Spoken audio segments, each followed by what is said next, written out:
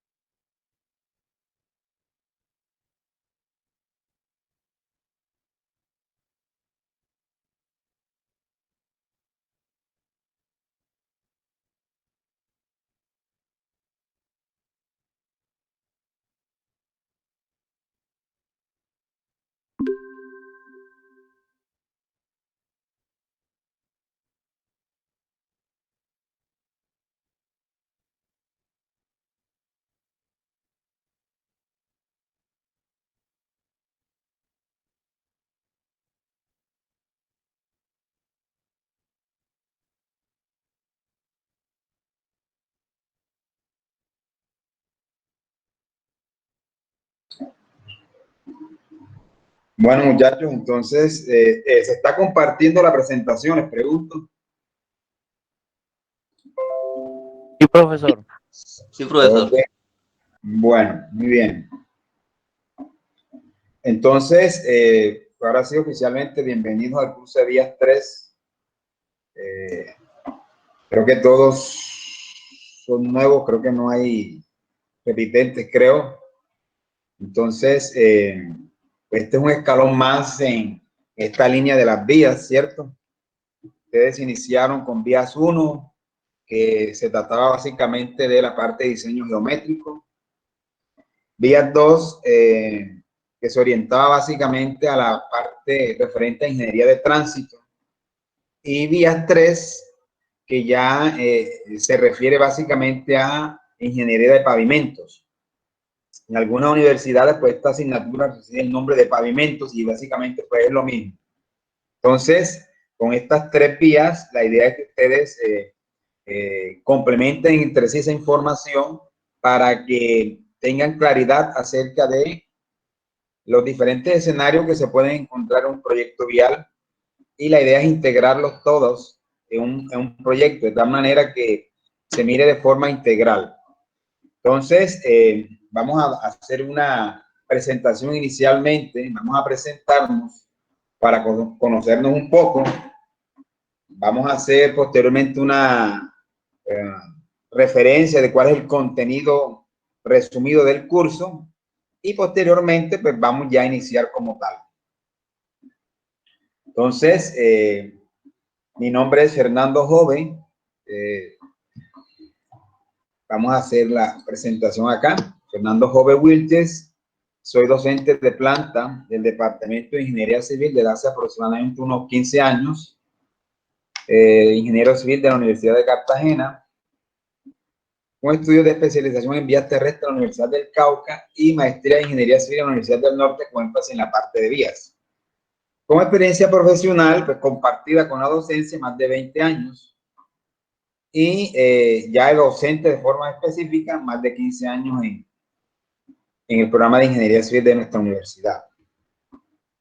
La idea es compartir con ustedes los conocimientos y experiencias que tenemos, tanto en la parte académica como en la parte profesional. Vamos a, bueno, en el día de hoy, pues, muchos de los estudiantes posiblemente no están en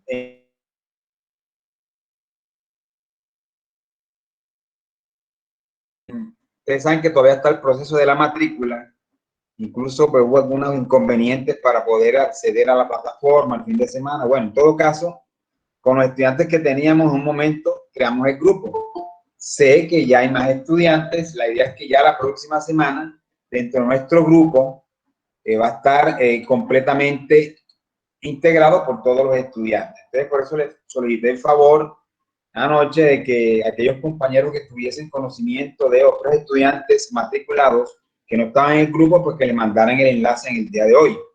Ya para la próxima clase, Dios mediante, pues la idea es que todos los matriculados estén ya dentro del grupo de WhatsApp, de tal manera que yo les pueda compartir el link a todos y no existe inconveniente en ese sentido. Vamos entonces vamos a abrir un listado que tengo por aquí, listado actualizado. Y ustedes me voy llamando por esta lista que tengo. Y pues esta no, en realidad no voy a pasar una lista oficial en el día de hoy, ¿no? Que no vino, entonces tiene falla. Por el día de hoy no, teniendo en cuenta las circunstancias antes anotadas. Pues ya la próxima semana sí ya vamos a hacer control de asistencia.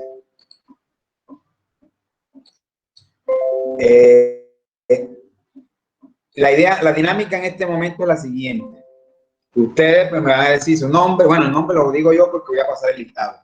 Lugar de nacimiento, lugar de residencia, donde viven, pues, de qué colegio vienen, para tener como una idea, y año de terminación del bachillerato. Elías Anaya.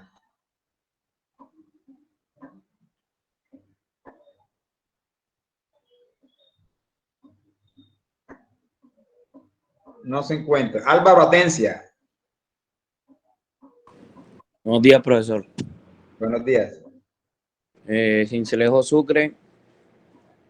Vivo en el barrio Las Margaritas. Vengo del Panamericano Centro y terminé en el año 2014. Muy bien, gracias. Ok. Carlos Barros. Profe, yo no estoy en el grupo yo. ¿Cómo? No estoy en el grupo de WhatsApp. Ok, bueno.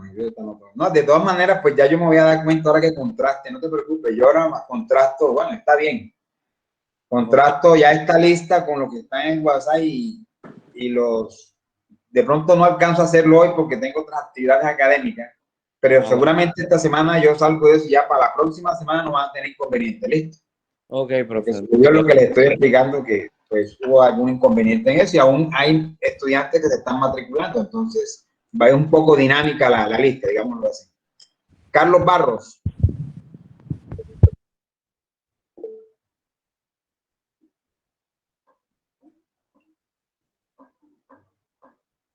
Bueno, María Benavides. Nací en Ciencia Sucre, vivo acá, vengo del Colegio Antonia Santos y terminé en el año 2016. Ok. Andrés Cabrales. Buenos días, yo hago parte de Mangue Sucre, nací acá también, Mangue Sucre, perdón, Mangue Bolívar. Estudié en la institución educativa San José número 1 y terminé en el año 2015. Ok. Pero, ¿y tienes familia aquí o estás pensionado? Estoy pensionado. Ok, bien. Yo viví mucho tiempo en Mangue también, trabajé por allá en esas tierras frías. Buen pueblo Mangue, ha crecido bastante, ha adelantado Sí, bastante. claro. Brian Cárdenas. Buenos días. Buenos días. Vivo en el municipio de Los Palmitos, nací en el municipio de Los Palmitos, estudié en la institución educativa Los Palmitos y terminé en el año 2014. Ok. Los Palmitos, buena tierra. Alexandra Chadit.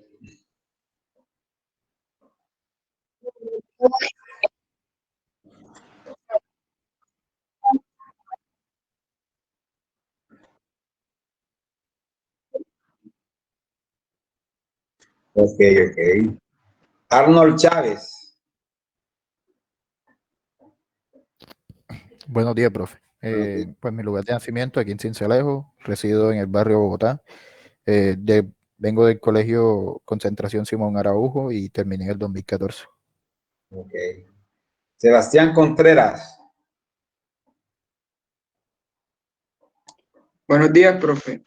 Buenos días. Mi lugar de nacimiento es en Sincelejo, resido en el barrio El Kennedy.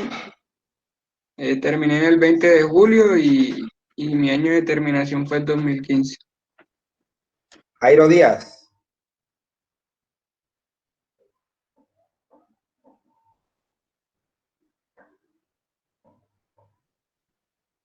David Gómez. Buenos días, profe. Buenos días. Nací en Cincelejo, resido actualmente en Corozal, terminé en el colegio Institución Educativa Confa Sucre y terminé en el 2015. Ok.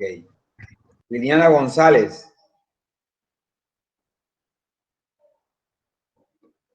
Buenos días, profesor. Buenos días. Nací en Cincelejo, estoy viviendo actualmente en Buenavista, San Marcos. Estudié en la Institución Educativa Técnica Agropecuaria de Buenavista y terminé el bachillerato en 2014. Muy bien.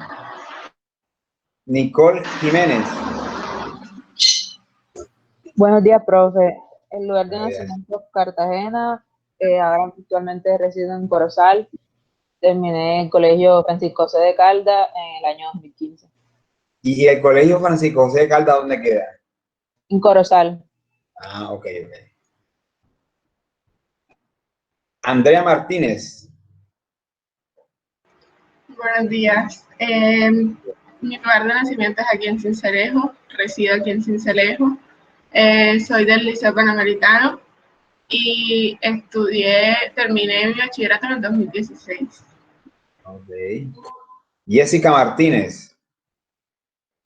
Buenos días, profesor. Mi lugar de nacimiento fue Cincelejo, vivo en Corozal. Terminé en el colegio Liceo Carmelo Percy Vergara en Corozal en el año 2015.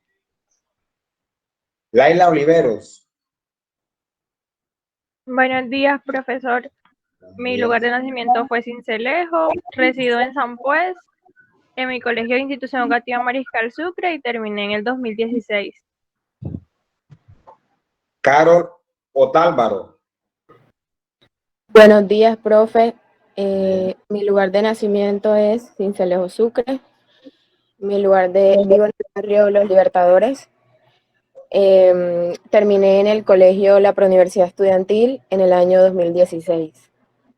Ok, pero Otálvaro con un apellido del interior, ¿no? Pues mi familia es de Cartagena, por parte de papá, pero no sé realmente si sea. Ok, bueno. Jorvis Oviedo. Buenos días, profesor.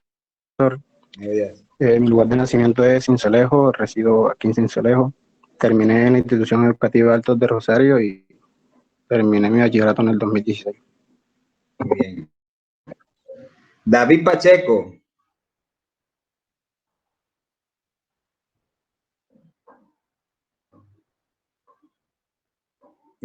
Tal vez no está David Pacheco porque sí, como que no lo alcancé a incluir. Bueno. María Pérez. Hola, profe. Mi lugar de nacimiento en Cincelejo, resido en el corregimiento de Bremio. Mi colegio de procedencia es Francisco José de Calda de Corozal y el año de terminación 2014. Okay. Carlos Pérez. Buenos días, profesor. Buenos días. Mi lugar de nacimiento es San Marcos Sucre. Vivo acá en San Marcos. El colegio de procedencia es la Institución Educativa San Marcos y terminé en el 2015. Ok. Gisela Pineda.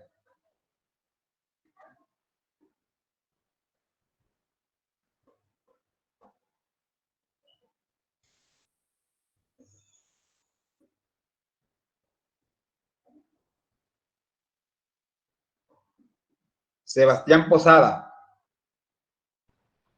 Buenos días, profe. Buenos días.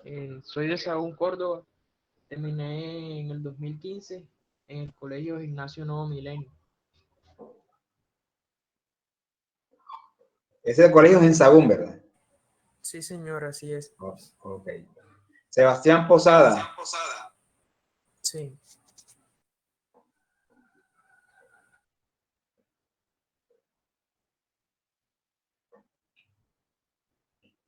Alison Quiroga.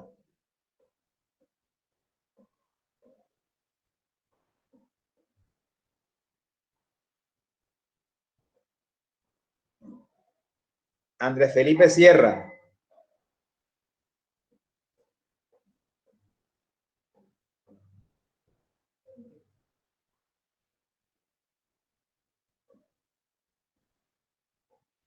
Jennifer Toro.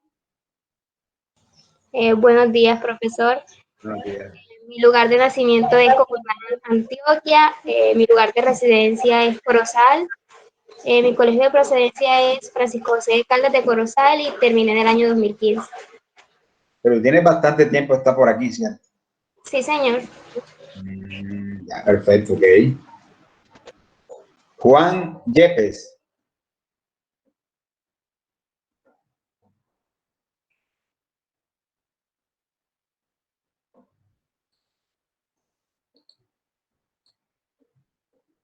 Bueno, parece que son todos los que estaban presentes hasta el momento. Buenos días, profesor, ¿me escucha?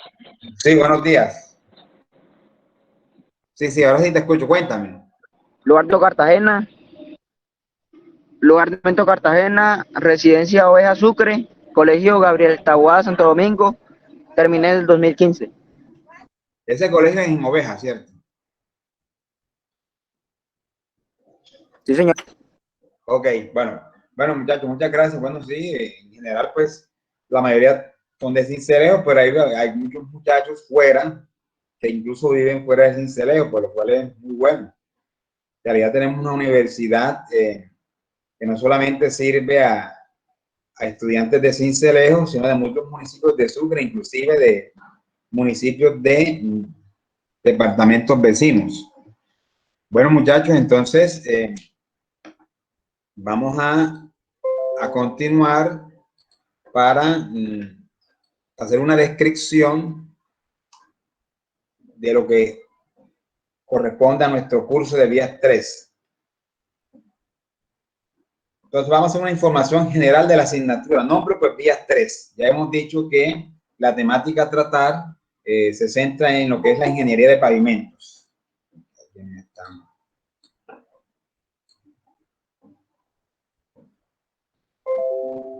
Tipo de asignatura, pues teórico-práctica. Pues requisitos actuales, vías 2, geotecnia 2. Horas teóricas semanales, pues son 4. Nuestro horario para este grupo son los lunes y miércoles de 8 a 10 de la mañana. El horario establecido. Y existen pues laboratorios también que son 2 horas semanales. El horario de los laboratorios pues lo asignaremos, yo pienso que ya la próxima semana, una vez tengamos bien definido cuántos estudiantes hay matriculados. Y de esa manera podremos acordar un horario para los grupos que salgan, ¿cierto? Entonces, básicamente esta es la información general de la asignatura. ¿Cuál es el objetivo esencial que se persigue con esta asignatura? La idea es que ustedes se capaciten, o sea, como objetivo sería capacitar a los estudiantes para interpretar, proyectar, planificar, controlar, incluso diseñar programas de pavimentación en cada uno de los diferentes sistemas estructurales de pavimento existentes. La idea es que ustedes salgan con herramientas suficientes para que puedan ya meterse en esta área de ingeniería que es tan importante. Contenido de la asignatura. ¿Qué es lo que vamos a ver durante el semestre? Lo hemos resumido en unas 2 o 3 diapositivas aquí. Vamos a hacer inicialmente una introducción, donde vamos a hacer una descripción y función de los pavimentos, las capas que conforman los pavimentos, factores a considerar en el diseño de un pavimento y lo que se denomina las obras complementarias requeridas para el buen comportamiento y desempeño de un pavimento. Ya habrá un capítulo previo a lo que es el diseño de pavimentos, donde vamos a ver variables de diseño. Vamos a ver algunas teorías de esfuerzo y deformaciones en pavimentos. Haremos referencia a los requerimientos en lo que respecta a estudios geotécnicos con fines de diseño de un pavimento. Hablaremos de la clasificación de los suelos, cálculo estructural de un pavimento a través de diferentes métodos de diseño, y aquí nos centraremos básicamente en métodos para diseño de pavimentos flexibles o asfálticos y para diseño de pavimentos rígidos. Hablaremos también de algunos métodos de estabilización de suelos, compactación, mezcla asfáltica. Entonces, son básicamente 5 capítulos. Primer capítulo, el objetivo es proporcionar al estudiante conceptos generales sobre la ingeniería de pavimento. ¿Qué vamos a tratar ahí? Vamos a hacer una introducción a lo que es la ingeniería de pavimentos, haciendo una descripción y función de las diferentes capas de los pavimentos, la calzada, la berma, factores a considerar en el diseño y obras complementarias de drenaje para el buen comportamiento de un pavimento. En eso vamos a hacerlo en una semana. Capítulo 2. El objetivo es proporcionar al estudiante las herramientas necesarias y conocer las variables que influyen en el diseño de la estructura de un pavimento. Cuantificar la variable de tránsito y de tipo estructural. Aquí pues se hará énfasis a todas las variables que se tienen que tener en cuenta, todos los factores que influyen de manera directa para el diseño de un pavimento. Ya en cuanto a los temas a tratar, vamos a hablar de la variable de diseño de pavimento, hablaremos de la subrasante, el tránsito, cómo se caracteriza el tránsito para fines de diseño de un pavimento.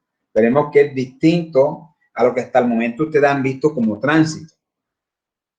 Es algo diferente y se centra en conocer las cargas del tránsito y su frecuencia.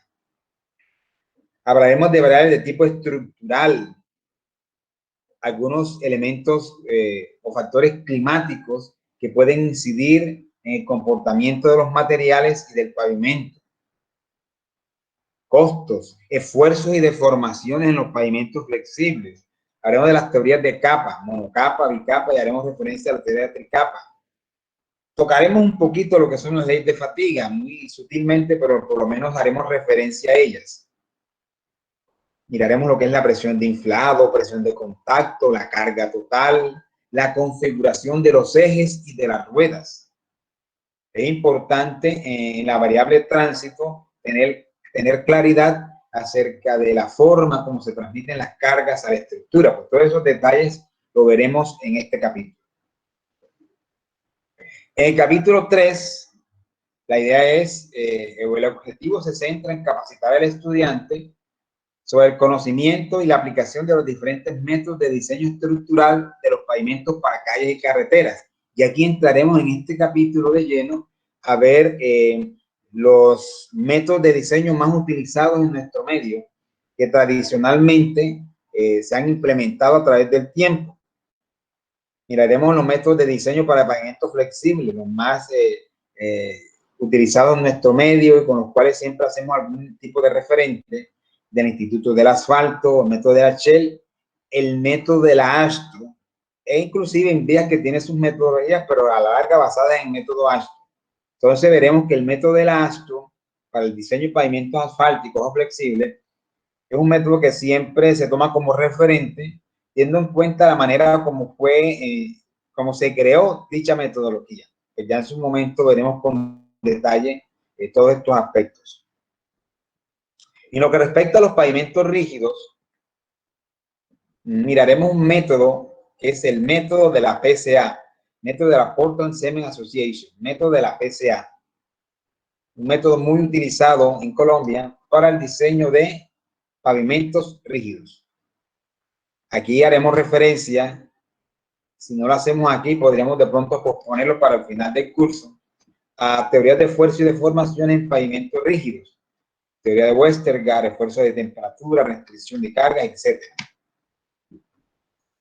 Pues normalmente si nos queda tiempo, más bien esta última parte de esfuerzo y de formaciones, pavimento rígido, podríamos tratarla al final del curso. En este capítulo nos vamos a tardar del orden de unas 6 semanas, es el capítulo más largo del curso, la parte de diseño de pavimentos.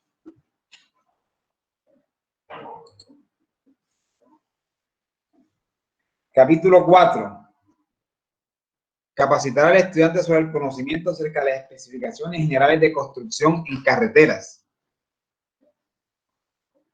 Aquí miraremos algunas especificaciones técnicas referentes a materiales que tienen que ver con la infraestructura vial. Materiales para subrasante, para bases y otros componentes de la estructura del pavimento. Aquí miraremos con algún grado de detalle algunos aspectos importantes de que tratan las especificaciones técnicas en lo referente a lo que es el movimiento de tierras. Cabe señalar que las especificaciones que tomamos como referente pues son las del Instituto Nacional de Vías, teniendo en cuenta que es una de las entidades de mayor, digamos, relevancia en el tema vial y en el tema de pavimentos aquí en Colombia. Y finalmente, el capítulo 5, bueno, este capítulo 4 estimamos unas 3 semanas, y ya el capítulo 5, el objetivo es capacitar al estudiante sobre los principales métodos de estabilización de suelos con fines viales. Aquí miraremos algunos métodos de estabilización y haremos énfasis en la estabilización granulométrica y en las estabilizaciones con cemento o bases tratadas con cemento. Es una estrategia que suele utilizarse en aquellos casos en los cuales los materiales de la zona de proyecto no son aptos o no cumplen en su totalidad con los requerimientos establecidos en las especificaciones en cuanto a su calidad, resistencia, etcétera. Y entonces se requiere implementar algún tipo de estabilización o mejoramiento con el fin de poder utilizar esos materiales dentro de la estructura. Entonces, pues eso lo miraremos en un momento cuando veamos los métodos de estabilización y específicamente cuando veamos las bases tratadas con cemento o en general los suelos cemento. Entonces, esto que está acá, es más o menos es un resumen, lo que hemos dicho hasta el momento, lo que hemos hecho, un resumen muy corto, ¿verdad? Pero ahí se centran los aspectos principales que vamos a tratar a lo largo de nuestro curso. En cuanto al tema de evaluaciones, hay un componente teórico y un componente práctico. El componente teórico se le da un peso del 75% de la nota total, y componente práctico, que hace referencia básicamente a laboratorios, al desarrollo de algunos laboratorios relacionados con el tema de pavimentos, corresponde al 25% de la nota total. Ese 75% del componente teórico se determina a través de 2 exámenes parciales y un examen final, y la realización de talleres. Ya como para darle fechas de forma inmediata y ir enseguida agendando esta parte, pues vamos a hablar enseguida del primer parcial. ¿Cuándo lo vamos a hacer? Ese primer parcial tiene un valor total del 25%. Normalmente nosotros hacemos un taller que equivale a un 5% de la nota. Y el examen como tal equivale al 20%.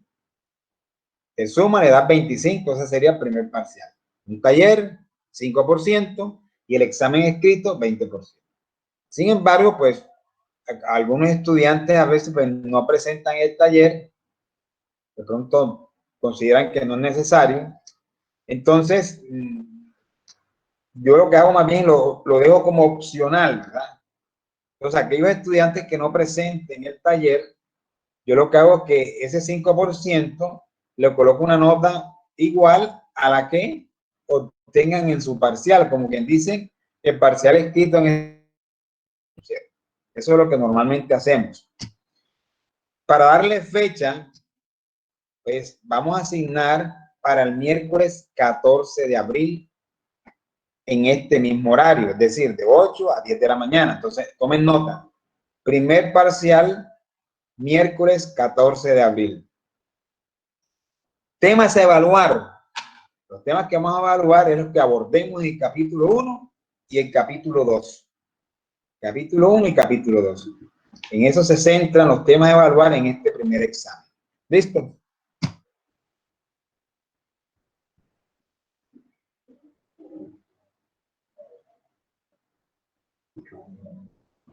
El segundo examen.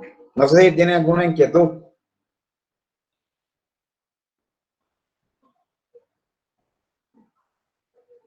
Bueno, segundo parcial, pues 25% también, y la mecánica es igual. Un taller, igualmente, que es el 5%, y el examen escrito el 20%. Y si no hacen el taller, entonces el examen escrito va al 25%. Listo. Fecha, miércoles 5 de mayo, de 8 a 10 de la mañana. Miércoles 5 de mayo, de 8 a 10 de la mañana. Temas a evaluar. Entonces, los temas que vamos a evaluar en el segundo examen se refieren al diseño de pavimentos flexibles, a los métodos de diseño de pavimentos flexibles, específicamente al del Instituto del Asfalto, a la Shell, a la Ashton, pues, y el INVIA es como un referente. Básicamente, Instituto del Asfalto, Shell y Ashton. Esos son los métodos, digamos, gruesos, la parte gruesa, que evaluaremos en este segundo parcial. Miércoles 5 de mayo. Y el examen final vale el 25%. De igual manera, un taller 5%, el examen escrito el 20%. Digamos, el mismo criterio. Estudiantes que no realicen el taller, pues yo les asignaré como nota de ese 25% lo que obtengan en su parcial, en su examen final escrito. Y la fecha del examen final es el miércoles 17 de junio, de 8 a 10 de la mañana. Temas a evaluar, pues básicamente toda la temática vista en el curso. Ahora, a veces me dicen, profe, pero ¿por qué toda la temática? No. ¿Qué es lo que sucede? Lo que sucede es que si usted no tiene claridad prácticamente de los aspectos más importantes que vemos a lo largo del curso, es posible que durante el desarrollo del último examen, el examen final, tenga alguna equivocación o tenga problemas. Por eso yo digo todo lo visto en el curso. Problemas como cuáles, por ejemplo. Problemas como no diferenciar o no tener claridad a la manera como se caracteriza el tránsito para fines de diseño. Teniendo en cuenta que para los pavimentos flexibles el tránsito se caracteriza de una manera o se representa de una manera, y para los pavimentos rígidos, por lo menos el método de diseño que vemos acá, el de la PSA, representa o caracteriza el tránsito de manera totalmente diferente. Entonces tiene que haber una claridad en ese sentido. Por eso yo coloco todo lo visto en el curso. Profe, ¿Sí? el 17 de junio es jueves. Sería que me equivoqué ahí. Vamos a mirar para ver. Vamos a mirar a ver. Iremos a ver. Sí, es 16, sí. Muchas gracias. Y tienes toda la razón. No sé por qué. Los otros sí están bien, ¿no? A ver. Mayo 5, pues sí, es miércoles. Perfecto. Mayo 5. Y el otro es abril 14, es miércoles. Perfecto. Sí, es junio 16. Tiene toda la razón. Muchas gracias. Sí. El examen final es el miércoles 16 de junio. Muy bien. Miércoles 16 de junio. Bueno.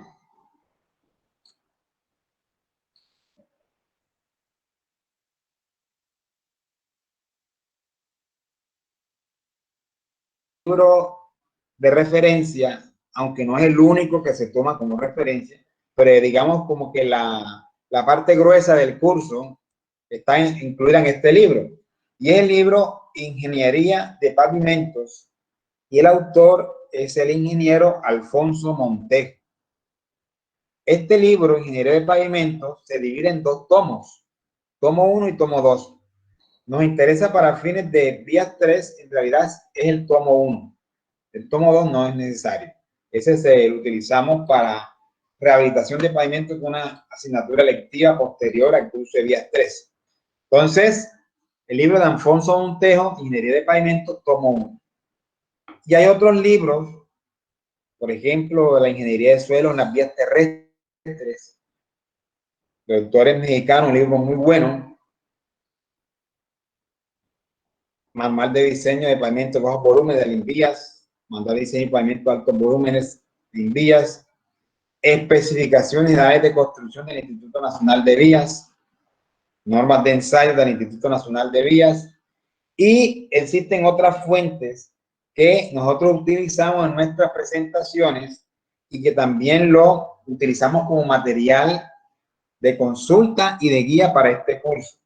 Entonces, la información que durante el desarrollo del curso saque yo de otras fuentes diferentes al Montejo, que es como el texto guía, yo se las haré llegar, se las facilitaré a ustedes para que ustedes puedan tener acceso a dicha información y estudien también basado en esa información complementaria, porque va a ser necesaria para el desarrollo del curso. ¿Listo? Entonces, en mis diapositivas, pues yo incluyo diferentes referencias, diferentes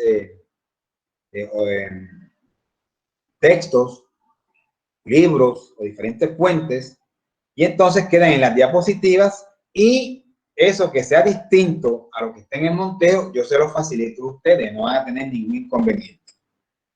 Por lo menos en la teoría de esfuerzo y de formaciones de pavimentos flexibles, hay un componente importante que no está en el texto de Alfonso Montejo. Y esa parte complementaria, pues yo se la facilito a ustedes para que no tengan inconvenientes.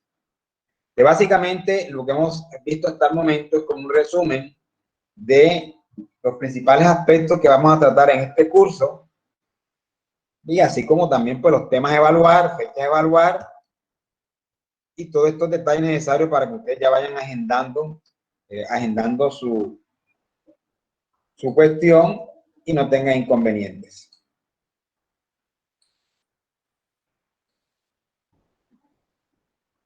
Bueno, muchachos, entonces iniciemos. Vamos de una a iniciar teniendo en cuenta que pues, desafortunadamente el lunes no pudimos tener encuentro porque apenas el lunes pude tener acceso a las listas. Entonces me era imposible armar ese grupo. La clase a las 8 de la mañana y en realidad pude entrar a la plataforma a las 8 más o menos, y aquí iba a armar grupo. No me dio tiempo. Entonces vamos a entrar de lleno el curso y vamos a afrontar el primer capítulo, que son las generalidades e introducción a lo que son las ingenierías de pavimentos. Entonces, inicialmente definamos lo que es un pavimento. ¿Qué será un pavimento? ¿Qué dice Jennifer? Jennifer Toro.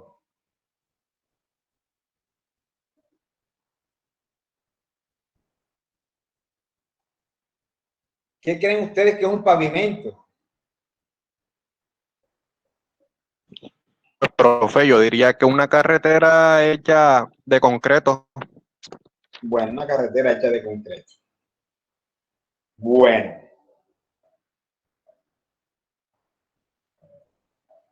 ¿Quién más comenta? Profe, como una capa de cemento, de asfalto. Bueno, una capa de cemento, de asfalto.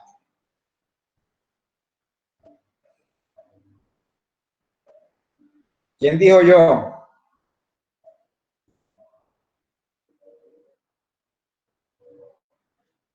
Profe, como dice la compañera Conocer una Jennifer, es infraestructura una que capa permite el para paso de mantener vehículos.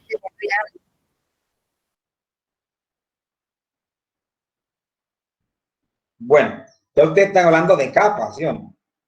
Hablando de capas, y los pavimentos, de hecho, son estructuras que se diseñan y construyen en capas. Entonces, una definición, digamos que algo más formal, es la que estamos presentando ahí. No es que uno tiene que aprender eso de memoria, simplemente tener claridad conceptual de qué es un pavimento. Que puede definirse como la capa o conjunto de capas, o sea, capa o conjunto de capas. ¿Qué quiere decir?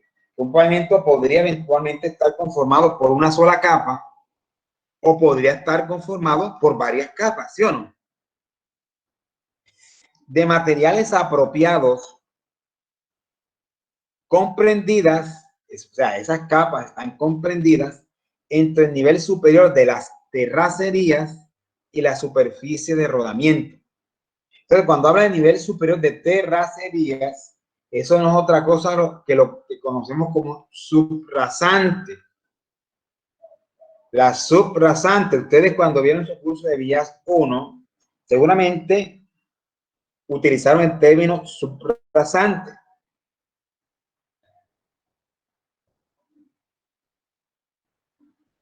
Hay que entender que esa subrasante es como esa superficie de terreno o de suelo sobre el cual se va a construir o se va a apoyar el pavimento. Esa es la subrasante. Por eso se llama subrasante, porque desde el punto de vista geométrico, si usted a la cota de subrasante le agrega, le suma el espesor del pavimento, ¿qué obtendríamos? Desde el punto de vista del diseño geométrico, si yo a la cota de subrasante o al perfil que me representa la subrasante le sumo el espesor del pavimento, la superficie que obtengo finalmente, ¿qué sería?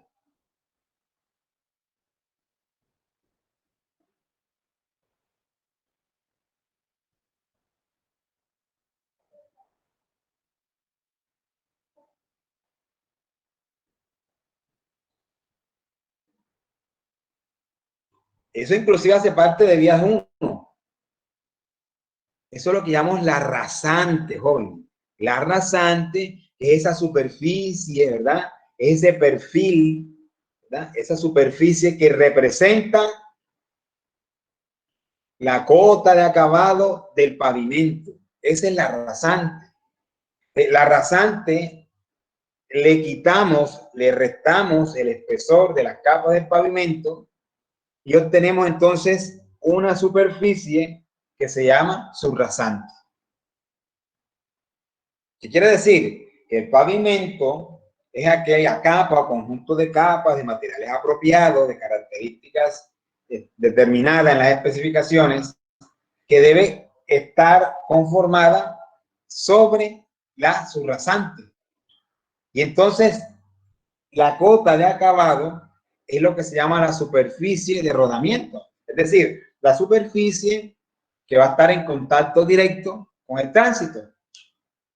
Y entonces comienza esta definición a hablar de unas funciones, cuyas funciones principales son las de proporcionar una superficie de rodamiento uniforme.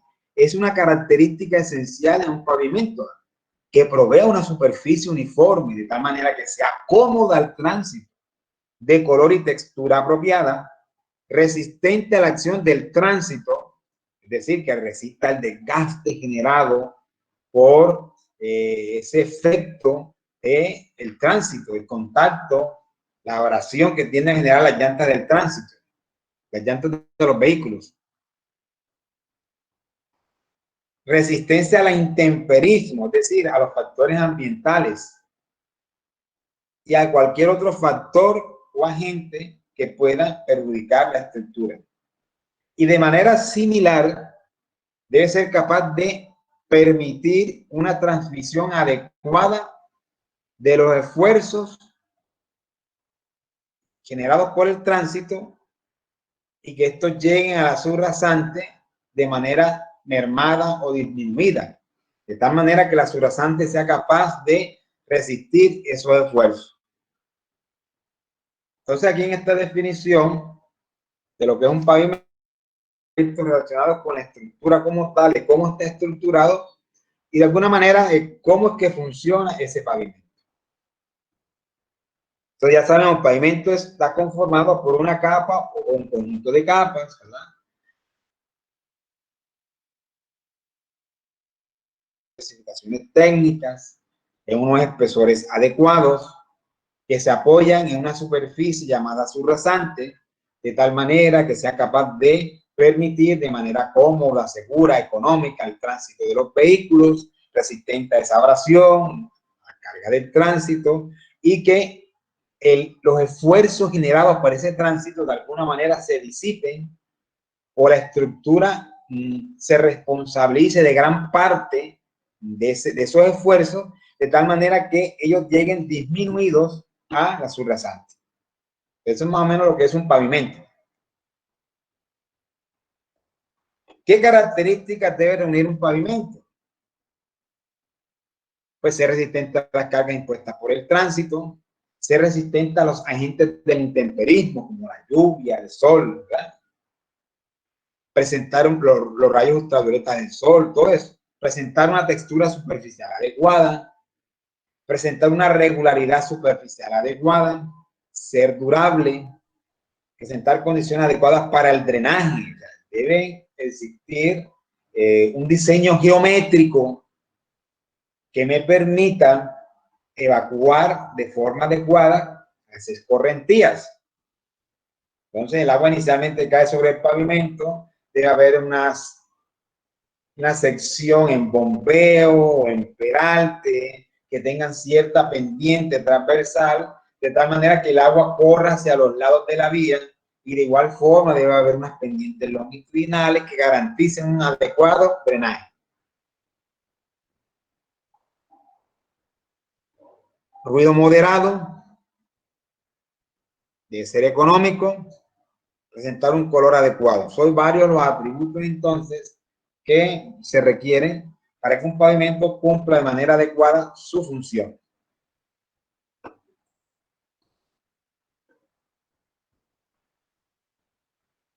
Clasificación de los pavimentos. En realidad los pavimentos se clasifican en dos grandes grupos, son los más frecuentes. Lo que llamamos pavimentos flexibles y lo que denominamos pavimentos rígidos. Sin embargo, cuando son un poco más detallistas y tenemos en cuenta otras estructuras distintas, aunque con menos frecuencia se construyan, pero sí existen, entonces hay que clasificar los pavimentos más bien en 5 subgrupos, 5 grupos. Lo que son los pavimentos flexibles, los pavimentos semirrígidos, los pavimentos semiflexibles. Estos 3 tipos de pavimentos, flexibles, semirrígidos y semiflexibles, esos 3 subgrupos conforman un grupo más grande que suele denominarse pavimentos asfálticos, es decir, aquellos pavimentos en los cuales la capa de rodadura está conformada por una capa asfáltica. A diferencia de la cuarta categoría, que son los pavimentos rígidos, en los cuales, como veremos más adelante, la capa de rodadura está conformada por concreto hidráulico. Ojo, que no es por cemento. Algunos me dieron, no, un pavimento está hecho por cemento. El cemento puede ser un ingrediente de la mezcla de los materiales que forman una de las capas. En este caso, para el caso del pavimento rígido, como veremos, pues ese pavimento rígido está conformado por una losa de concreto hidráulico. Entonces, la capa de rodadura es totalmente distinta a los pavimentos asfálticos, en donde la capa de rodadura está conformada por concreto asfáltico o mezcla asfáltica en caliente, que es lo mismo. Y finalmente los denominados pavimentos articulados. Veamos cada uno de estos pavimentos. Aquí estamos viendo un esquema de un pavimento flexible. En este caso,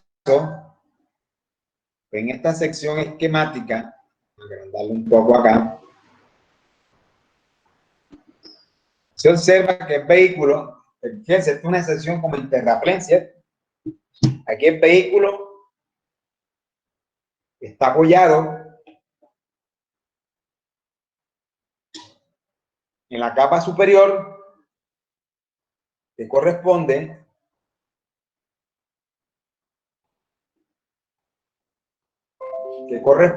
a la capa asfáltica. Entonces, esa primera capa es la capa de rodadura conformada por concreto asfáltico o mezcla asfáltica en caliente. Aquí es importante señalar lo siguiente. De ahora en adelante, cuando hablemos de las capas de un pavimento, pues conviene darle un numerito a cada una de esas capas. Capa número 1, la número 2, la número 3, la número 4, etc. Dependiendo de cuántas capas son. Y un aspecto importante es una convención que vamos a establecer, la cual se da en cualquier texto. Entonces, las capas se enumeran siempre de arriba hacia abajo. Es decir, la capa número 1 es la más superficial. La número 2 es la que le subyace. La número 3 es la que está más abajo y así sucesivamente. Es decir, el número crece hacia abajo. Ojo que no tenemos derecho, no lo tengo yo ni ustedes tampoco, de cambiar esa convención. No me la cambien porque no es válida. Porque todos los textos y toda la teoría está basada en que la forma de enumerar las capas es de esa manera. Si lo hacemos a lo contrario, nos enredamos y cuando vayamos a utilizar algunas ecuaciones para relación de esfuerzos, deformaciones, etcétera, vamos a tener inconvenientes, teniendo en cuenta que en esas ecuaciones ya han considerado esta convención. Entonces, vamos siempre a numerarlas de arriba hacia abajo. En este caso, la capa número 2 es lo que se llama una capa de base.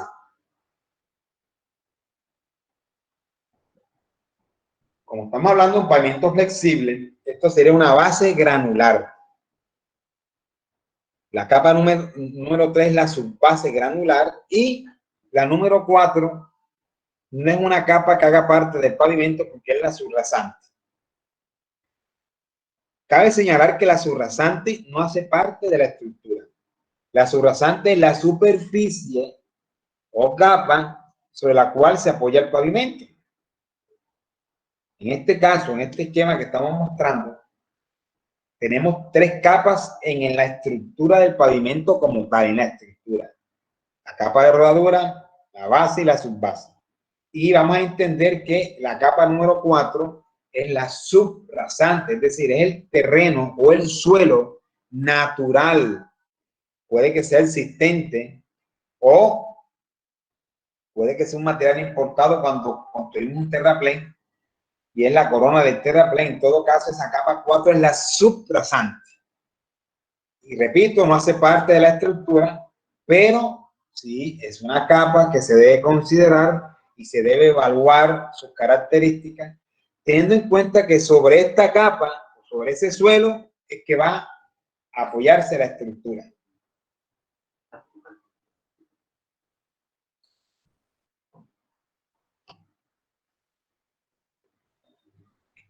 Aquí estamos mostrando un esquema, una foto de un esquema de lo que es un pavimento flexible. Cuando nosotros vamos por una carretera, un pavimento flexible es algo como esto. Está conformado por una capa bituminosa. Cuando ustedes hablan de capa bituminosa, vamos a entender que es una capa asfáltica. Vamos a entender que capa bituminosa es sinónimo de capa asfáltica. Y esa capa bituminosa asfáltica está apoyada sobre 2 capas no rígidas, llamadas base y subbase granular. Entonces, cuando nosotros tenemos una capa asfáltica apoyada en una base granular y esta se ve en una subbase granular, estamos en presencia muy probablemente de un pavimento flexible.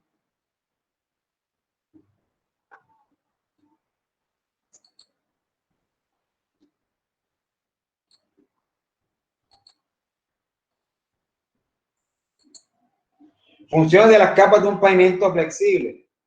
Subbase granular. Recuerden que la subbase granular, aquí lo estamos viendo en el esquema, corresponde a la capa de material que está en contacto directo con la subrasante. Por lo tanto, tiene una función económica. ¿Por qué función económica? Porque de alguna manera tenemos que tener claridad de lo siguiente. En un pavimento, las cargas que se consideran para fines de evaluar su desempeño son las cargas del tránsito. Y estas cargas del tránsito, aquí en este esquema, están siendo representadas aquí como una llanta. Más bien es un eje. Se representa por la carga que transmite un eje. Ese eje cargado está en contacto directo con la primera capa. Por lo tanto,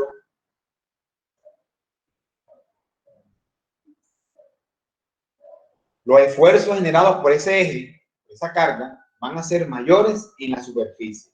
A medida que nos profundizamos, esos esfuerzos se van disipando con la profundidad. Por lo tanto, el esfuerzo generado sobre la subbase va a ser mucho menor que el que se genera en las capas asfálticas o en las capas granulares de base. Por lo tanto, ese material de subbase granular no requiere de una calidad igual a la de una base granular, por ejemplo, teniendo en cuenta que el nivel de esfuerzos al cual va a estar sometido es menor. Por lo tanto, podemos decir que tiene una función económica con respecto a la base. Quiere decir que en vez de utilizar yo una capa de base granular que es de muy buenas especificaciones, mucho más costosa, utilizo una subbase que es de menores especificaciones, menos costosa y que es congruente con respecto al nivel de esfuerzo al cual va a estar sometido. Sirve también como capa de transición entre la subrasante y la base granular. Disminución de deformaciones.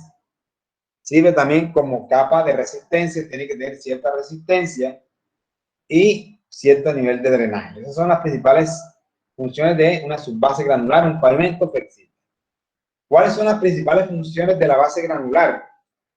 La principal función es de resistencia, teniendo en cuenta que ya es una capa que va a estar mucho más arriba y va a estar en contacto directo con la capa de rodadura. Y recuerden que sobre la capa de rodadura transitan los vehículos y generan esfuerzos muy importantes. Entonces, quiere decir que el nivel de esfuerzo al cual va a estar sometida la base granular es mucho mayor que el de una subbase. Por lo tanto, una función esencial es la resistencia. Por eso que estos materiales deben ser de mejor calidad, mucho más resistentes que los utilizados como subbase granular. Y también tiene una función económica con respecto al concreto o mezcla asfáltica, porque de alguna manera estamos reemplazando materiales asfálticos por un material granular, teniendo en cuenta también que aun cuando los esfuerzos son mayores, pues de todas formas va a generarse menores efectos en la capa de base granular con respecto a los efectos generados en la capa de rodadura. Recuerden que esta capa de rodadura va a estar sometida al efecto directo de las cargas de tránsito. Por lo tanto, el nivel de esfuerzos y de exigencia para esta capa va a ser muchísimo mayor que una base granular. Y finalmente, las funciones de la capa asfáltica o carpeta asfáltica. La principal función es servir como superficie de rodamiento al tránsito. Por otra parte, tiene una función de impermeabilidad. Si somos estrictos, las mezclas asfálticas, las capas asfálticas, no son de forma estricta, no son impermeables. Sin embargo, si comparamos su permeabilidad como de un material granular como de base o subbase, pues de forma relativa podemos decir que es impermeable. Entonces, de alguna manera, si tenemos un diseño geométrico adecuado en cuanto a pendientes longitudinales, transversales, de tal manera que el agua, cuando llueve, corra lo más rápido posible fuera de la vía, podríamos entonces garantizar, en este caso, un adecuado comportamiento de la estructura en función de la impermeabilidad que se podría manejar o se podría considerar para el caso de la capa asfáltica. Y si tenemos esa precaución, va a ser muy poco el agua que podría penetrar a través de esta capa e introducirse hacia las capas inferiores de base y subbase, por ejemplo. En ese sentido, podemos decir que tiene una función importante en cuanto a la impermeabilidad. Y finalmente, pues la resistencia. Una capa que tiene que tener cierta resistencia para poder resistir las cargas de tránsito y los agentes del intemperismo. Bueno, vamos a hacer un break de 5 minuticos. ¿Listo? Vamos a hacer un break de 5 minuticos y ya continuamos. ¿Cómo vamos hasta el momento?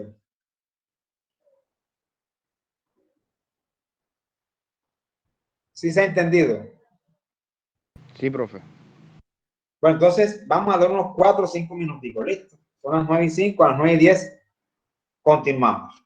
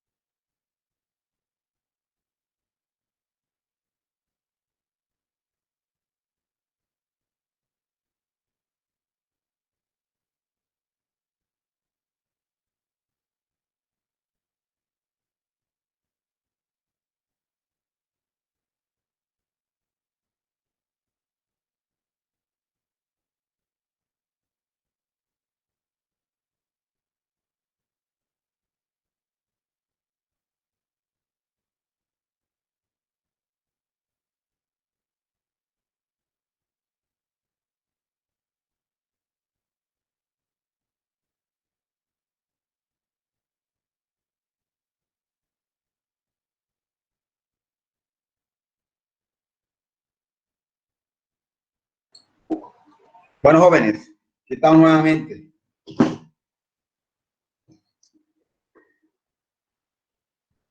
Continuamos entonces, muchachos. Bueno, estamos compartiendo la presentación, ¿cierto? Sí, profe. Ok, bueno. Veamos entonces el otro gran sistema de pavimentos, ¿verdad? Que son los pavimentos rígidos. Algunos de ustedes, cuando hacíamos la pregunta de qué es un pavimento, decíamos, no, una capa de cemento. Pero en realidad no es que sea cemento, más bien es concreto, ¿ya? Ahora, el cemento, pues, es un ingrediente fundamental para una mezcla de concreto, ¿cierto? Entonces, estos pavimentos rígidos están conformados básicamente por una losa de concreto hidráulico. Y desde el punto de vista estructural, podríamos decir que están conformados por una sola capa, desde el punto de vista estructural. Y esa capa está conformada por una losa de concreto hidráulico de cierto espesor. Ahora, usualmente, esa capa o esa losa de concreto debe estar apoyada en una superficie que debe reunir ciertas características. Entonces, lo usual es que la subrasante como tal no tenga las características suficientes o requeridas para que esta losa se pueda apoyar de forma directa sobre la subrasante. Entonces, se requiere normalmente de una capa intermedia denominada base o subbase del pavimento rígido. Y esa capa intermedia de subbase o de material granular podrá estar conformada por una subbase granular o por una base granular o por otro tipo de material, por ejemplo, una base estabilizada con cemento. Sin embargo, esa subbase o esa base granular o tratada o estabilizada no va a ser parte de la estructura como tal, no se considera parte de la estructura, aunque es necesaria para el buen funcionamiento del pavimento y se tiene en cuenta en el análisis que se haga, en su momento lo veremos, pero desde el punto de vista estructural no va a ser parte del pavimento, a diferencia de lo que sucede en los pavimentos flexibles, lo que veíamos acá, en donde la base granular, la subbase granular hacen parte de la estructura y se evalúan como parte de la estructura. Para el caso de los pavimentos rígidos, esa subbase o material que se utilice como apoyo del pavimento no se va a evaluar como parte de la estructura. Eso debe quedar claro. ¿Listo? Aquí estamos viendo en una foto lo que es un pavimento rígido, muestra cierto deterioro, ¿cierto? Y de forma esquemática mostramos también el pavimento rígido. Ustedes notarán acá que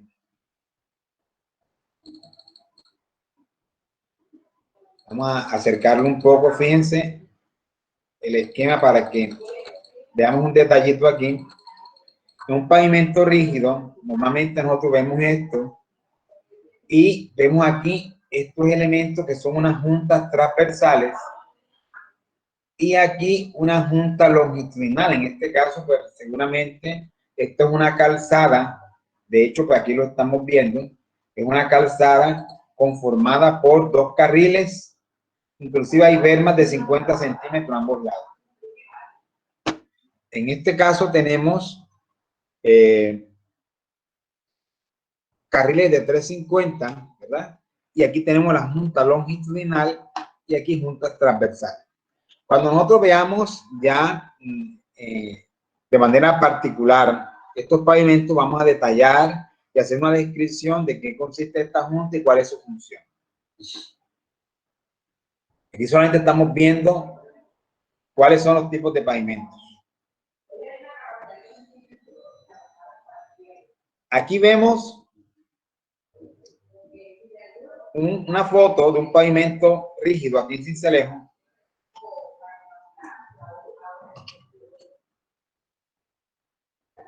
Fíjense, aquí se observan las juntas, alcanzan a observar longitudinalmente, aquí va. y juntas transversales. Y lateralmente, pues, adyacente al borde del pavimento, como es a nivel urbano, pues hay unos bordillos o sardineles, que son estos elementos que están aquí, y al ladito están los andenes, ¿ya? Ahora, en los pavimentos rígidos tenemos presencia de una subbase granular. Entendemos que esta subbase granular es la capa sobre la cual se va a apoyar el pavimento rígido. ¿Qué funciones desempeña la subbase granular en un pavimento rígido? Son distintas a las funciones que suele desempeñar una subbase granular en un pavimento flexible o asfáltico. Para el caso de los pavimentos rígidos, la principal función que cumple la subbase granular es prevenir un fenómeno denominado fenómeno del bombeo. Ahora veremos en qué consiste ese fenómeno. Otra función es servir como capa de transición y de apoyo uniforme del pavimento. Facilitar los trabajos de pavimentación, mejorar el drenaje y controlar los cambios volumétricos. Es posible que esto de alguna manera también se dé. Una ventaja también que ofrece pues esta presencia de material granular, y se refiere pues a esta parte de facilitar los trabajos de pavimentación.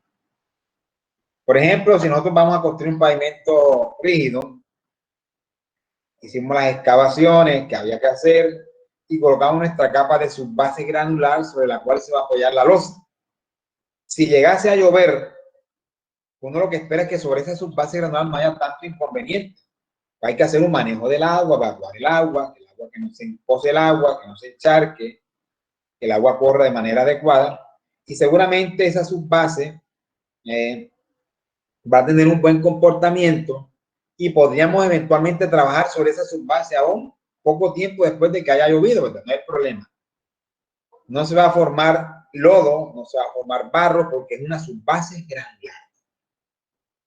A diferencia de si no colocamos subbase granular, tenemos una subrasante arcillosa, no llovió y eso se va a volver una superficie muy complicada para trabajarse en esas condiciones. Entonces, en ese sentido, pues también facilita los trabajos.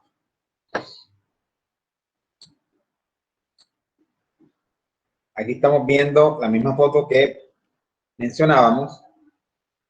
Aquí un detallito que no es tan cómodo, es esto que está esta arista. No es conveniente, jóvenes, dejar estas aristas así porque cuando uno va en el carro, ¿verdad? En un vehículo y va a hacer el giro,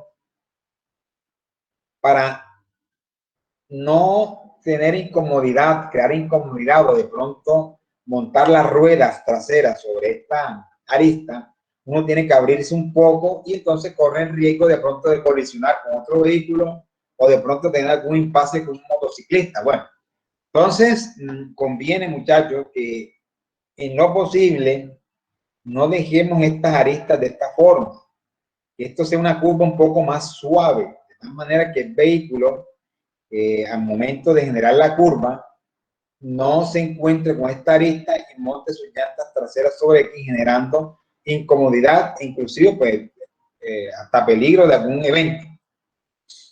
Hay que tener en cuenta ese detalle. Bueno, ¿qué es ese del fenómeno del bombeo? Dentro de las funciones de un pavimento, de la subbase granular de un pavimento rígido, decíamos que la principal función era prevenir la ocurrencia o acción del fenómeno del bombeo. Entonces, miremos en qué consiste ese fenómeno. Vamos a suponer que esto que tenemos acá de rayita es la losa y lo que tenemos en la parte inferior es la superficie sobre la cual se apoya la losa. Entonces, el fenómeno del bombeo consiste en la expulsión a través de alguna junta, una grieta, la expulsión de agua con finos. La expulsión de agua con finos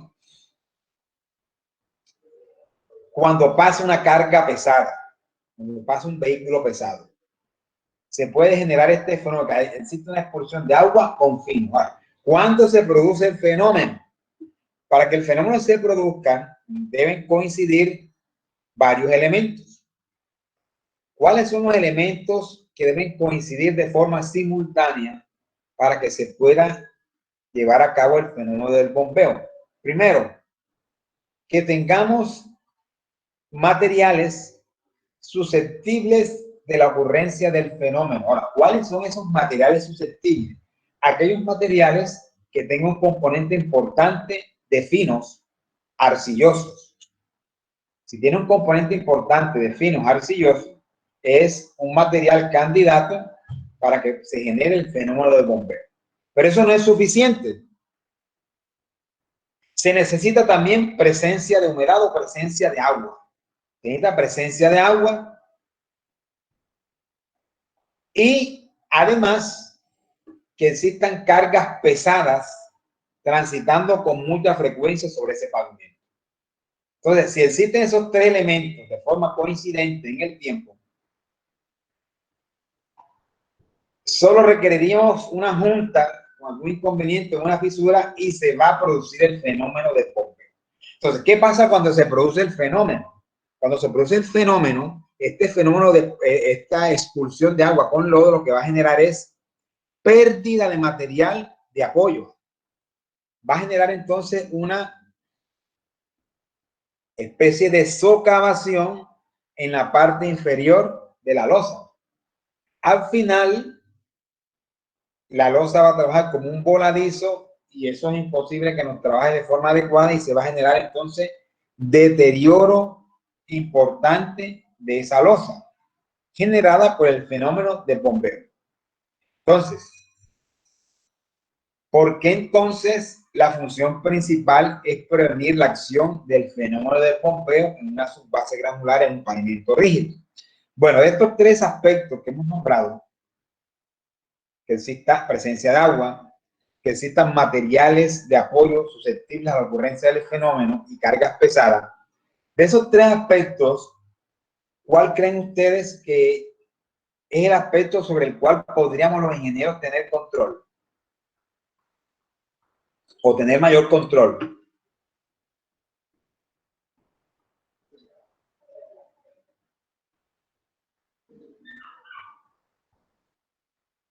Cargas pesadas con mucha frecuencia, es decir, muchas repeticiones de vehículos pesados, de vehículos de camiones y buses, digámoslo así. Que exista presencia de agua y que tengamos materiales susceptibles a la ocurrencia del fenómeno, es decir, materiales con importante contenido de finos.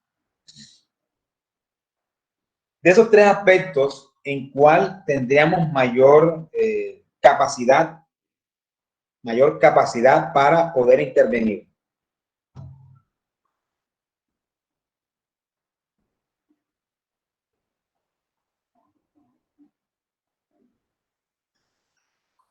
No me escucho. Profe, yo diría que en el del porcentaje de fino, remover ese material y colocar uno que sea más granular, diría yo. Perfecto, esa es la respuesta correcta. ¿Por qué? Porque, bueno, control sobre los vehículos pesados. Pues si la vía se caracteriza por tránsito pesado, no tendría sentido entonces no, que no pasen los camiones. Entonces, si es para que pasen los camiones. O sea, por ahí no es, ¿verdad? El otro, presencia de agua. La verdad, jóvenes, es que uno de los elementos más adversos que más daño pueden generar sobre una estructura de pavimento es precisamente el agua. Pero, ¿qué pasa con el agua? Pues que nosotros con el agua tratamos de hacer el mejor manejo posible, desde el punto de vista geométrico, todas las pendientes, las secciones transversales, los bombeos, que las obras complementarias, cunetas, etcétera. Pero con todo y ello, no es garantía 100% que el agua permanezca totalmente fuera del pavimento. Entonces no hay un control total.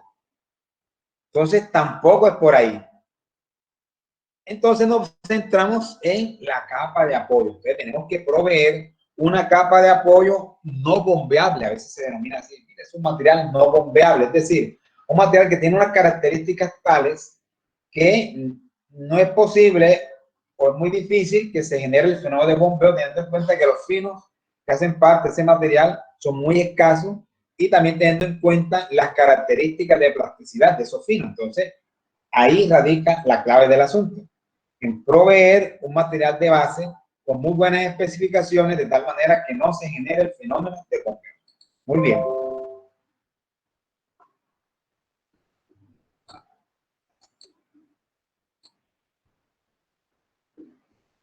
Funciones de la capa de un pavimento rígido, losa de concreto. La función de la losa del pavimento rígido son las mismas de la carpeta asfáltica, más la función estructural de soportar y transmitir el nivel adecuado a los esfuerzos que le apliquen.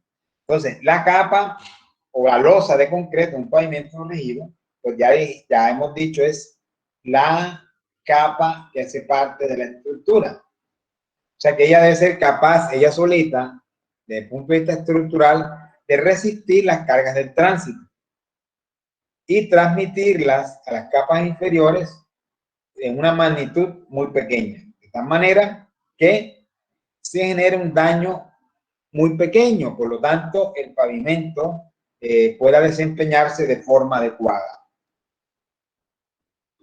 Tiene entonces los pavimentos semirrígidos.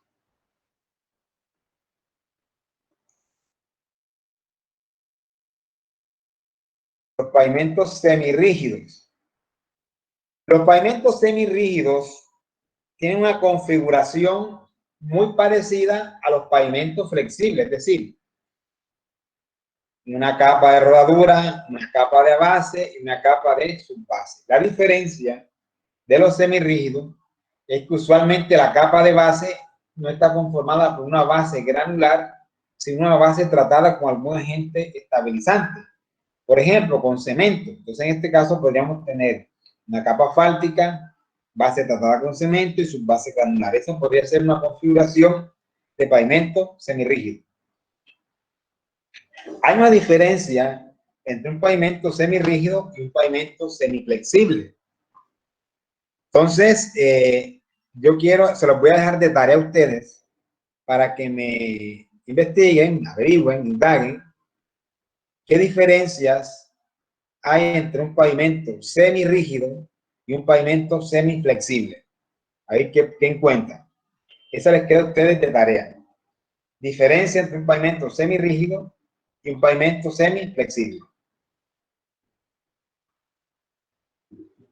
Entramos finalmente entonces a los pavimentos articulados. ¿Qué son esos pavimentos articulados? Seguramente muchos de ustedes han visto los adoquines, ¿sí o no? Seguramente todos saben que es un adoquín o una superficie en adoquín, ¿verdad? Precisamente estos pavimentos articulados, la capa de rodadura está formada por adoquines, que son una serie de elementos prismáticos que se colocan uno al lado de otro y se apoyan en una superficie determinada, de tal manera que ellos funcionen como capa de rodadura, puede que sea a los peatones, una ciclorruta, inclusive tránsito vehicular también. Entonces los pavimentos articulados, básicamente la superficie de rodadura está conformada por adoquines. Y estos adoquines se apoyan en una capa de arena bastante delgada, de orden de unos 4, máximo 5 centímetros, una arena gruesa.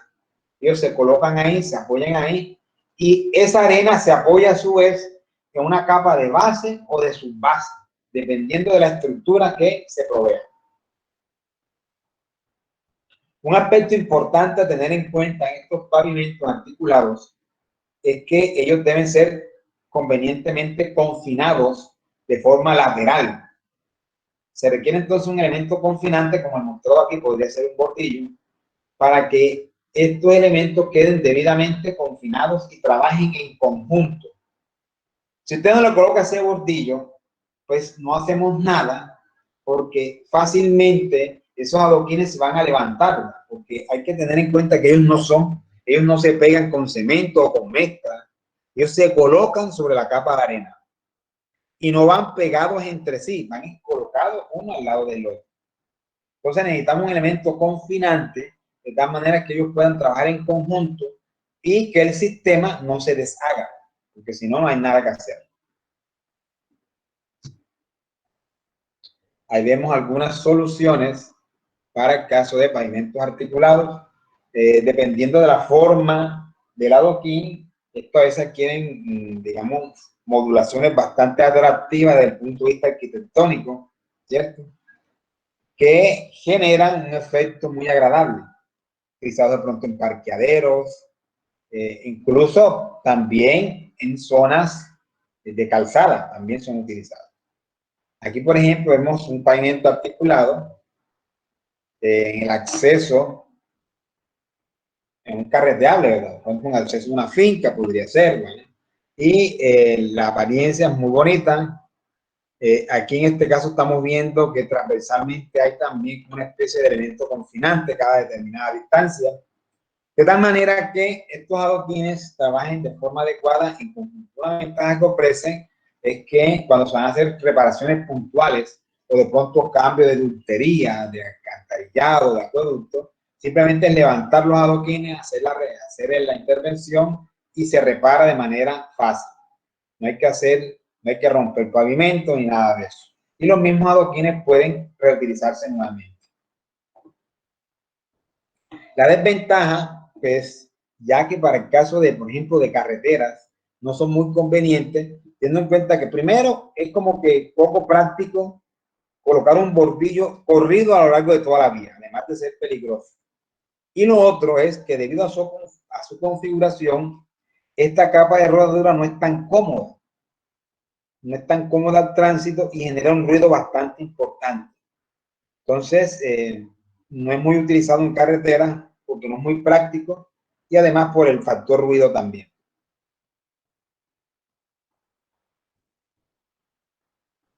En cuanto a las funciones, pues ya funciones estructurales de la base.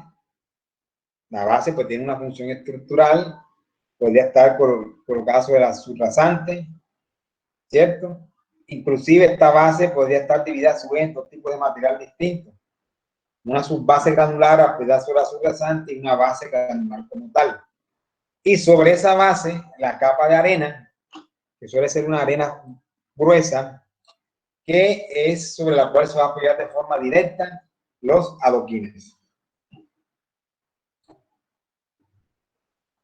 Y los adoquines, los cuales deben ser un material, deben ser unos elementos resistentes para soportar las cargas del tránsito y el desgaste producido por las llantas del tránsito. Y sabemos que su función pues, es permitir, pues servir de capa de rodadura al tránsito. Y de manera complementaria se requiere un sello de arena fina, que se colocan entre, digamos que las uniones de los adoquines. Entre adoquín y adoquín hay un sellito de arena, de tal manera que ellos pueden trabajar en conjunto. Bueno, más o menos esos son los aspectos tratados que quería tratar en cuanto a los diferentes tipos de pavimento existentes y cuáles son las capas que lo conforman. No sé si tienen alguna duda hasta el momento.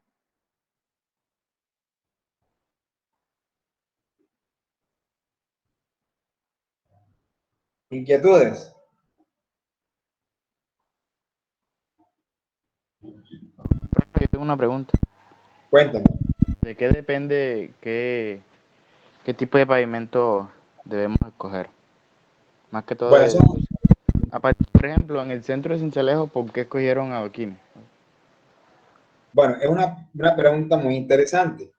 Los adoquines, ya habíamos comentado que ofrecen un acabado que es bastante agradable. Es bastante agradable desde el punto de vista arquitectónico. Entonces, lo usan mucho en esa parte. En parques, por ejemplo, en andenes, ¿ya? Y pueden tener patrones que son bastante agradables para desde el punto de vista arquitectónico, como les cuento. Ahora, ¿es posible que se hagan calzadas de tránsito? Sí, claro que sí es posible. ¿Cuál es el detalle que hay que tener en cuenta? Que deben ser confinados de manera adecuada para que puedan trabajar en conjunto y de forma adecuada, ¿verdad? Ahora, estos pavimentos, por lo menos en nuestro medio, pero requieren de mano de obra no tan calificada, lo cual es una ventaja desde el punto de vista social. Pero sus rendimientos tal vez no sean los mejores. Si vamos a una carretera de 10 kilómetros, es impráctico, jóvenes, en una carretera. Es impráctico teniendo en cuenta que necesitamos elementos confinantes como bordillos y el control en las carreteras es un poquito más complicado. A nivel urbano nosotros tenemos son calles y el confinamiento es más fácil de garantizar a través de los bordillos y andenes. En una carretera usted coloca un bordillo y tiene riesgo de que el bordillo sufra algún tipo de volcamiento o de asentamiento o de desplazamiento, y cuando esto suceda, adiós al sistema de adoquines. Además, les comentaba que allá ahora velocidades importantes de más de 70, 80 kilómetros por hora, se va en carretera 100 kilómetros por hora, ya se hace un ruido bastante alto.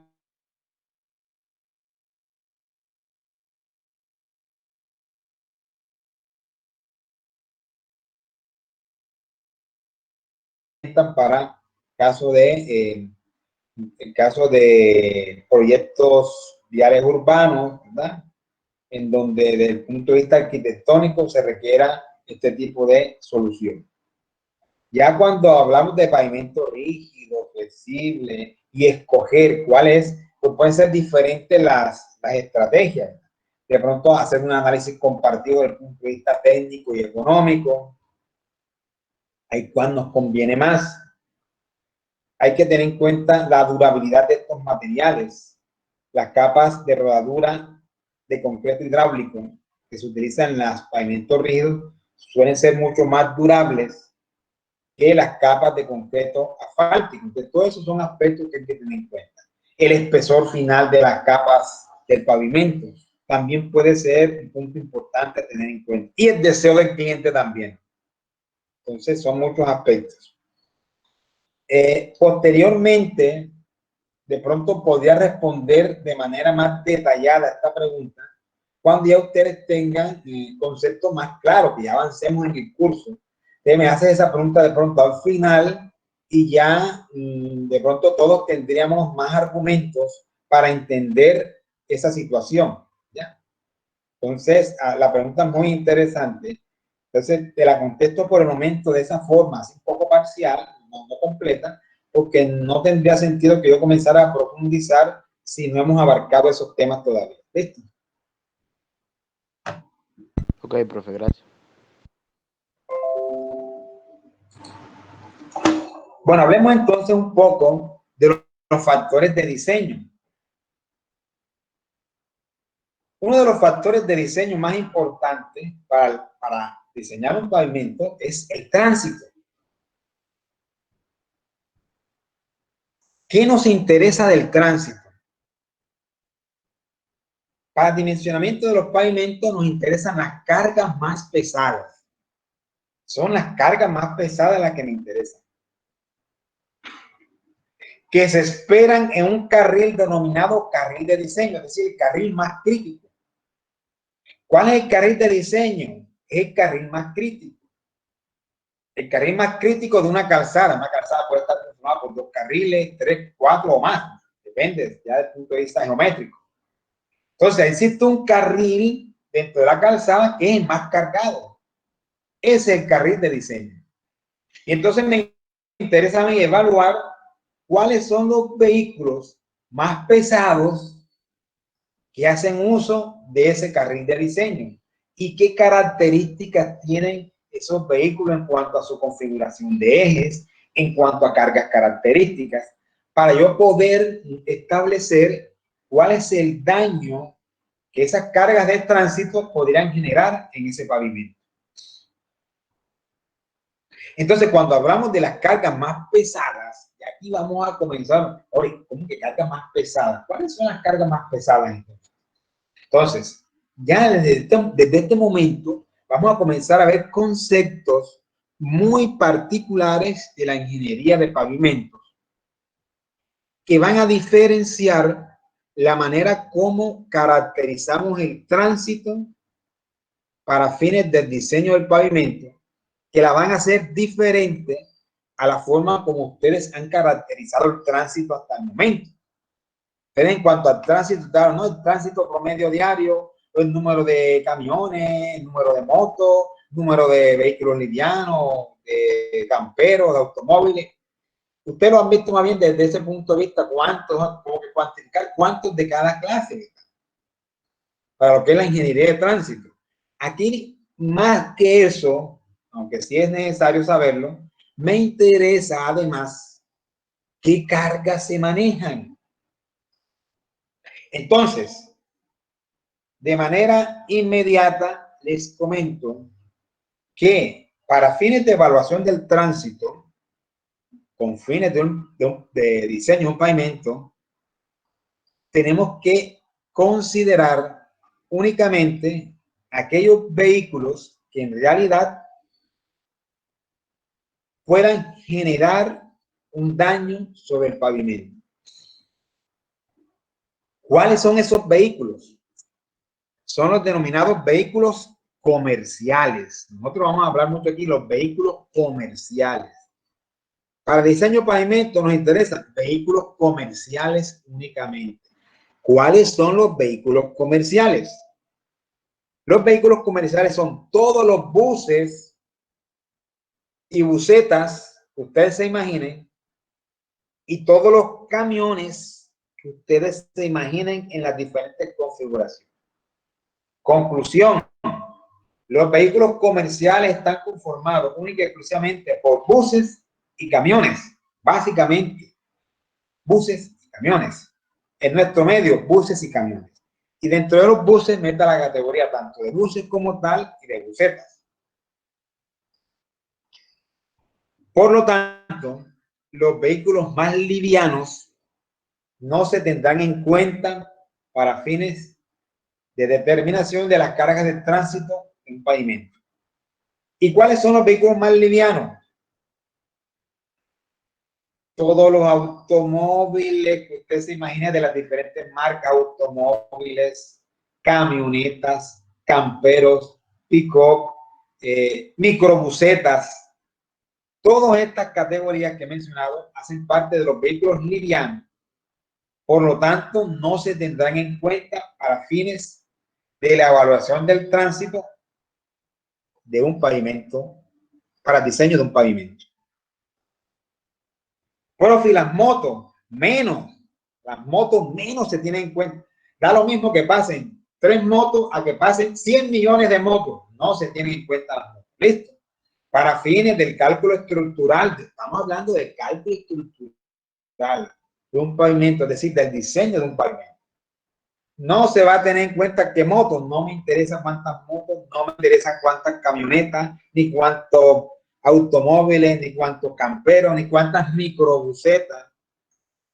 Me interesan cuántos buses y busetas y camiones de los diferentes tipos y las cargas características de esos vehículos.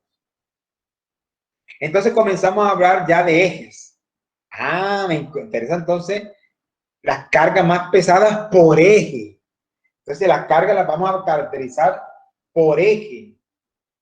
Entonces tenemos unos ejes simples, unos ejes tándem, unos ejes trident. Y entonces allí comenzamos a observar diferentes configuraciones de ejes. En este momento no le voy a hacer la diferencia entre ejes simples, tándem y trident. En la próxima sesión, cuando hablemos de manera particular del tránsito, ahí sí vamos a extender y vamos a detallar de forma adecuada cómo es que se caracteriza el tránsito.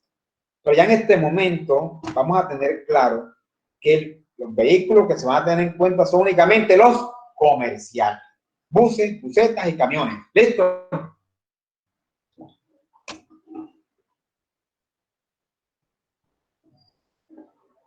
Hasta el momento eso. Ya después seguimos profundizando. Y es que el tránsito es muy diverso, ¿verdad? El tránsito es diverso. Se ven cosas raras como esto, como esta.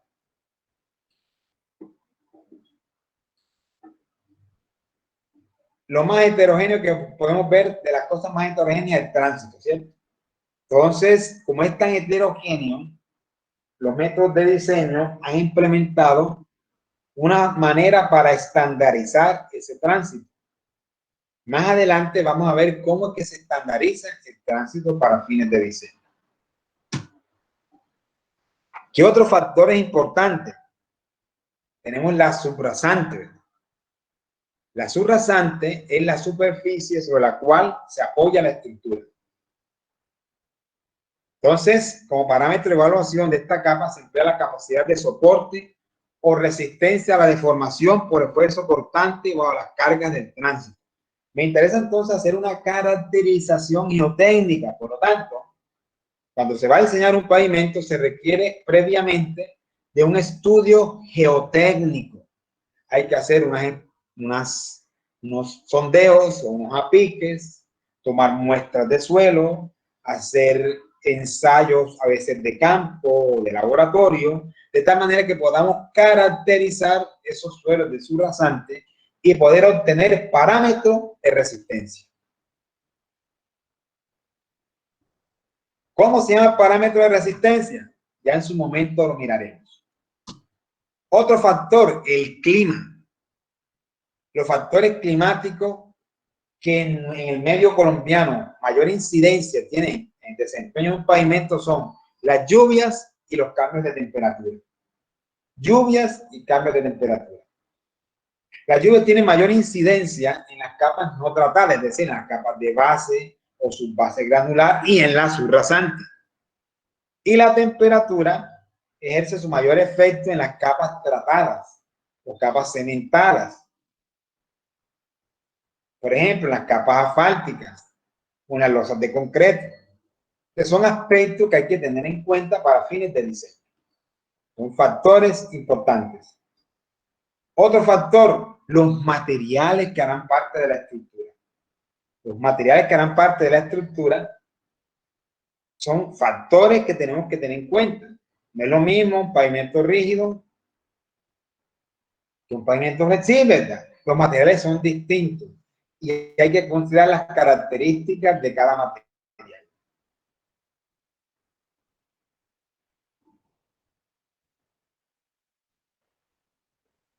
Esos básicamente son los factores de diseño.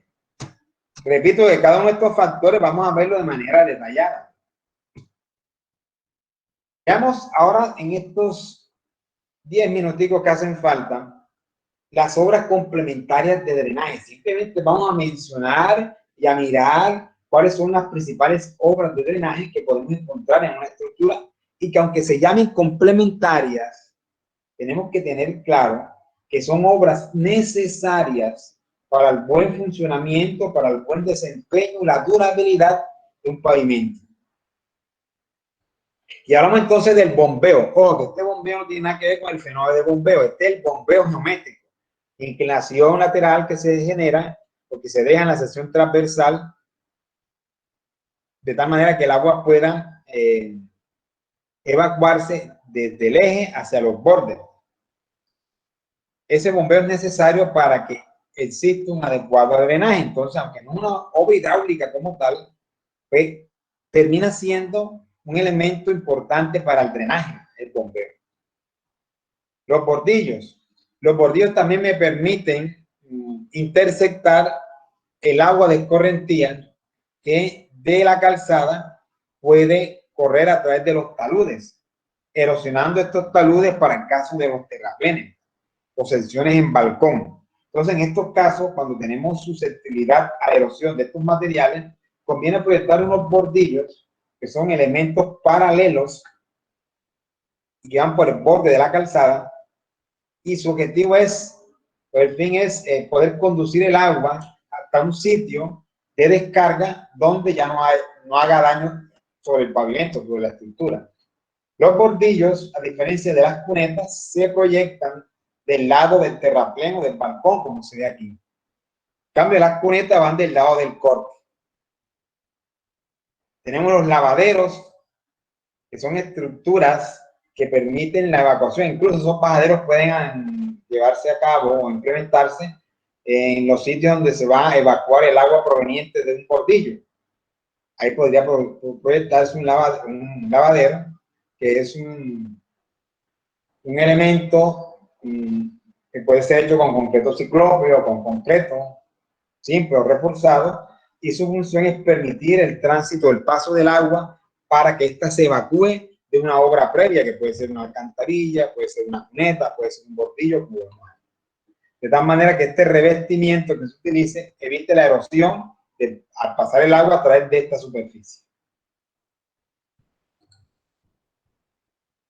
Las cunetas, fíjense, en este caso tenemos zona en corte. Aquí hay corte y acá hay corte. Cuando tenemos corte, normalmente se proyectan cunetas.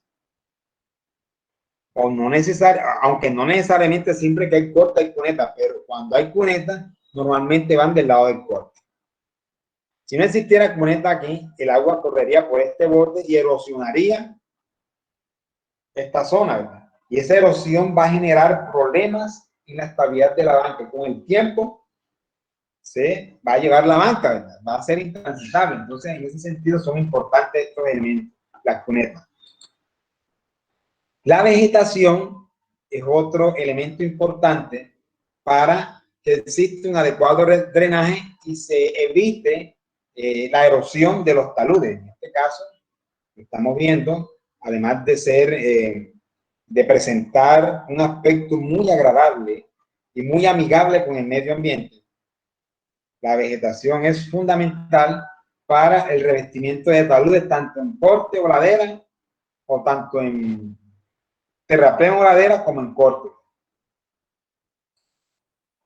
Zanjas de coronación. Las zanjas de coronación son también unas cunetas que conviene que sean revestidas, pero en este caso, en vez de ir en el borde de la calzada, como la cuneta, ella va arriba de los taludes y sirve para interceptar el flujo de agua que venga más allá de esos taludes arriba, de tal manera que se produzca menor erosión sobre estos taludes y el agua se conduzca a un sitio donde ya no sea perjudicial. Fíjense aquí las alcantarillas. Las alcantarillas son obras transversales que suelen construirse, suelen proyectarse para poder conducir el agua de un lado de la vía al otro lado. Y es posible que se usen en arroyos, ¿verdad? Y la dimensión de estas alcantarillas va a depender de la hidrología e hidráulica que se analice, es decir, de qué tanto volumen de agua, qué tanto caudal se requiere evacuar a través de esta obra. En función de eso, pues ya hay que hacer un dimensionamiento del punto de vista hidráulico y determinar cuál es la estructura o la sección hidráulica requerida. En el primer caso tenemos una tubería única y en el segundo caso doble, ¿verdad? Los subdrenes longitudinales también son estructuras importantes desde el punto de vista del subdrenaje, porque permiten la intersección de flujos de agua subterráneos, ¿verdad?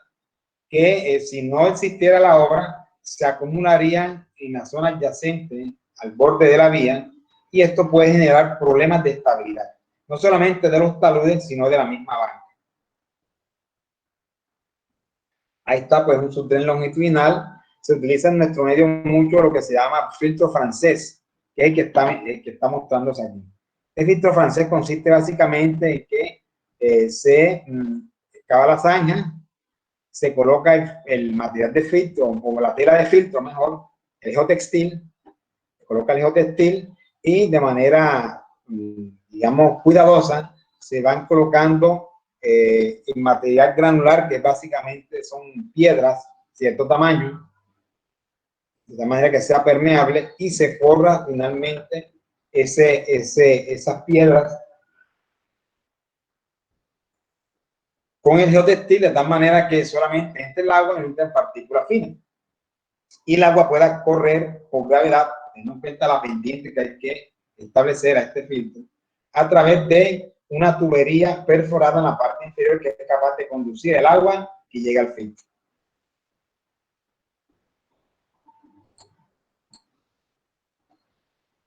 Y también existen las capas drenantes. Capas drenantes que pueden proveerse en zonas de corte o terraplén. En cortes permiten recoger el agua de filtración o de origen interior.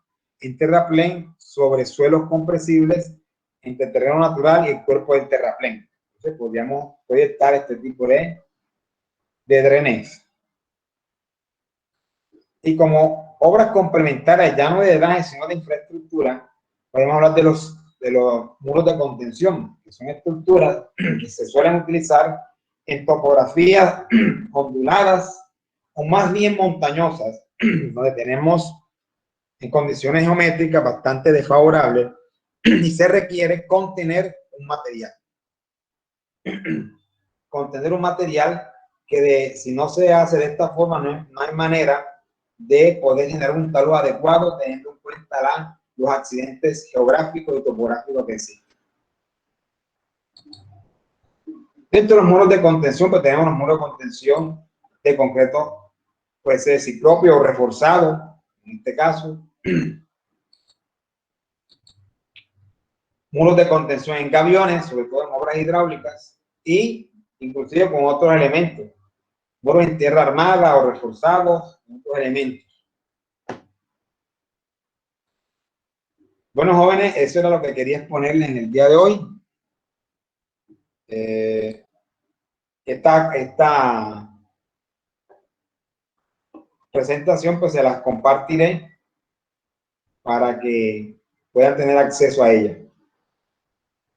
Entonces, muchachos, no siendo más, nos estamos viendo entonces en la próxima clase, que es el lunes de 8 a 10 de la mañana. Les agradezco su presencia y su atención y espero pues que continuemos de esta forma, que asistan todos a las clases para que se desarrolle de la mejor manera posible este curso. Si tienen algo que anotar, pues de lo contrario, pues nos despedimos en este momento y Dios mediante, pues nos volvemos a ver a través de este medio el próximo lunes de 8 a 10 de la mañana. Hasta luego entonces. Hasta luego, profe.